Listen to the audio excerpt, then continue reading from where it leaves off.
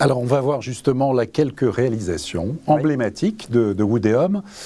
La première, alors, où est-ce que l'on est, là, ici, Julien Pepzec? Alors là, on est à Issy-les-Moulineaux, au dernier étage d'une opération qui vient d'être livrée, un projet qui s'appelle Oya, du nom de l'arbre, et qui a été dessiné par Jean-Michel Wilmotte, donc une grande signature architecturale. C'est un projet qui a été un vrai succès, qui vient s'insérer dans un tissu assez dense, hein, en plein centre-ville d'Issy-les-Moulineaux. Avec là beaucoup d'espace extérieur, on va le voir sur peut-être l'image suivante.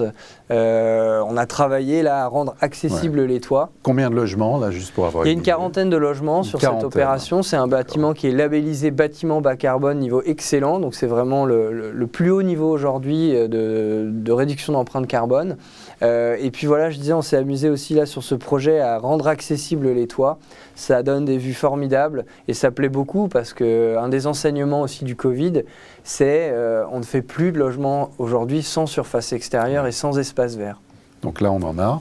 On va voir une image suivante. Alors là, nous partons... Alors là, on est à Montreuil. Toujours région parisienne, exactement. Mais là, Seine-Saint-Denis, Montreuil. C'est un joli projet, là aussi, à la place de bâti insalubre. On vient créer cette opération bas carbone. J'aime bien cette image parce que c'est vraiment une ambiance apaisée. On a ces loggias en bois, la végétation. Le bois apparent aussi en plafond pour rappeler en fait le côté très naturel de ces bâtiments et de ces logements, et je trouve que voilà, ça donne envie de s'installer là. Très bien. Bien sûr, image suivante qu'on va voir.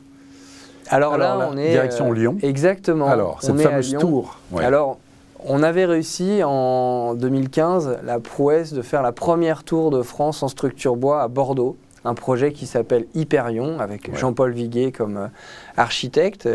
Et puis, on a reconduit cette performance à Lyon. À nouveau, un immeuble de 16 étages en structure bois. Il est en train de monter là, donc quand on prend l'autoroute qui longe le Rhône, eh bien, on aperçoit en fait le montage de ce bâtiment. C'est une opération mixte avec du bureau, du logement social, accession à prix maîtrisé, de l'activité, du commerce, enfin voilà, vraiment un morceau de ville bas carbone. Très bien. Image suivante. Alors là, je crois qu'on va retourner, voilà. On revient en région parisienne. Ça, c'est un projet que j'aime bien, avec Nicolas Lenné comme architecte. Architecte fétiche, un peu de chez Woodéum, qui intervient souvent. On aime beaucoup travailler avec lui, parce qu'on a ce goût commun des grandes surfaces extérieures. Ça, c'est un projet où il y a plus de 20 mètres carrés de surface extérieure par logement, donc c'est presque 30% de surface en plus donnée aux acquéreurs. C'est une architecture, du coup, qui est généreuse. On voit le bois en sous-face des balcons qui rappellent voilà, ce côté naturel des bâtiments. Et puis après, maintenant ce bâtiment vit, il est totalement occupé et très agréable à vivre. Très bien. Image suivante. Est-ce qu'il y a...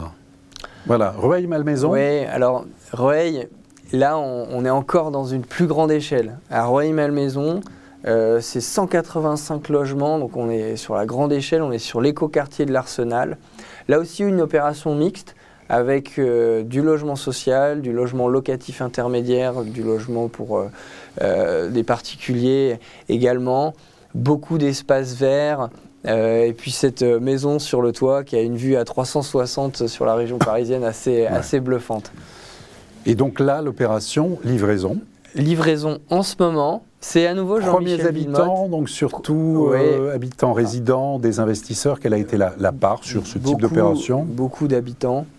Beaucoup d'habitants sur place.